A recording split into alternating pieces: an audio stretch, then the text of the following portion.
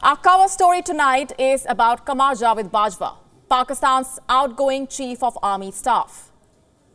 He is set to retire on the 29th of November, with just 4 days left for his term to end. He seems to be worried about his future, whether he will be able to stay relevant or whether he will be sidelined into obscurity. So what does Bajwa do to fix that dilemma? He tries to trumpet his own achievements and that of his predecessors with made-up facts. Consider what he said recently. On Wednesday, during a Defence Day speech, Bajwa tried exercising the ghost of 1971. That's the year when the Pakistan Army fought a war with India and suffered a humiliating defeat. But Bajwa says he doesn't agree. He says the army did not lose. The country's politicians did. Let me quote from his statement. I want to correct some facts here. Firstly, former East Pakistan was a political failure and not a military one. A false narrative was created from which an escape is now being attempted. I repeat, it was a political failure, he says, not a military one. But how exactly? Last we checked, it was the army that fought the war, not the country's politicians. It was the army that ruled East Pakistan under martial law. Politicians only rubber-stamped its policies, and it was the army that signed the instrument of surrender. The politicians followed their command. And that's not even the worst part. What Bajwa said further is even worse. He distorted the number of Pakistani soldiers who surrendered in the 1971 war. He said the number of soldiers who fought the war was 34,000 and not 92,000. From where did he even get this number? That he did not say. Listen to this first, and then we bust the other lies. लड़ने वाले फौजों की तादाद 92,000 नहीं, सिर्फ 34,000 थी. बाकी लोग मुख्तलिफ गवर्नमेंट के डिपार्टमेंट्स में थे. और इन 34,000 लोगों का मुकाबला 2.5 lakh Indian army, 2 lakh trend मुक्ति बैनी. अगेंस्ट दीज हैवी ऑड्स हमारी फौज बहुत बहादुरी से लड़ी और बेमिसाल कुर्बानियां पेश की. And now we know the Pakistan Army lives in an alternative reality. But it seems that even the Army's memory has transcended into a spectacular delusion. And we cannot blame them, given how the generals have hijacked the country's history books. We would like Bajwa to have a look at this report. It is from the same Western world Pakistan considers itself to be a darling of. This report was published in 1974 by the New York Times. And let me quote some of the most telling excerpts. India released the last groups of Pakistani prisoners of war today, completing the return of 93,000 Pakistanis who were held in India for over 2 years.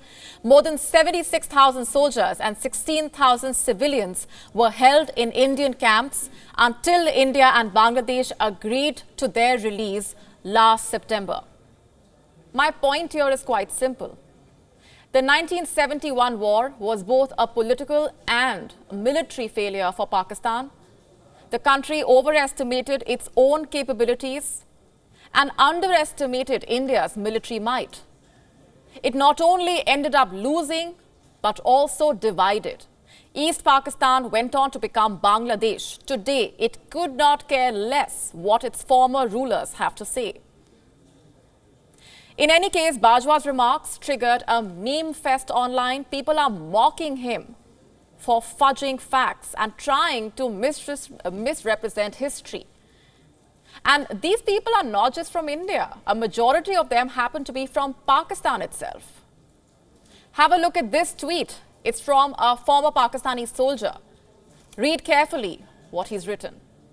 Bajwa's latest and hopefully last speech was made in panic mode after his failed Bajwa doctrine, failed regime change operation, and he was actively attempting to divert attention from his billions of rupees of corruption.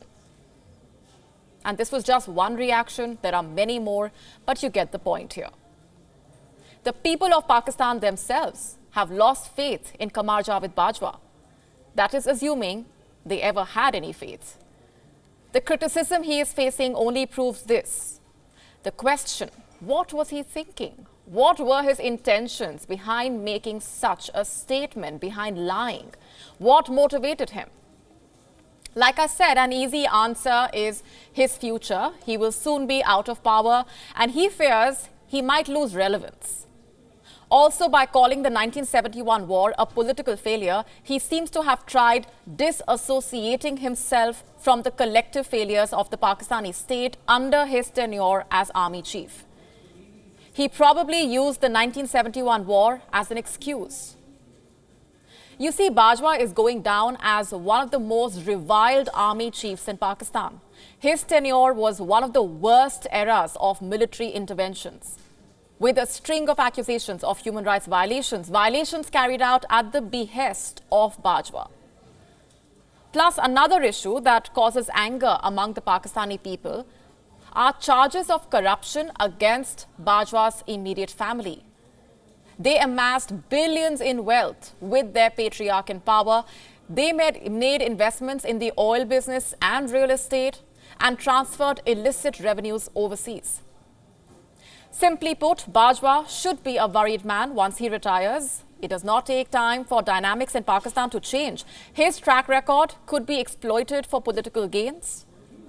So what he is trying to do by making such statements, by lying, is earn the loyalties of the generals he worked with, praise their efforts and history, ridicule the country's politics, shield himself from unwarranted cases. But will his plan work?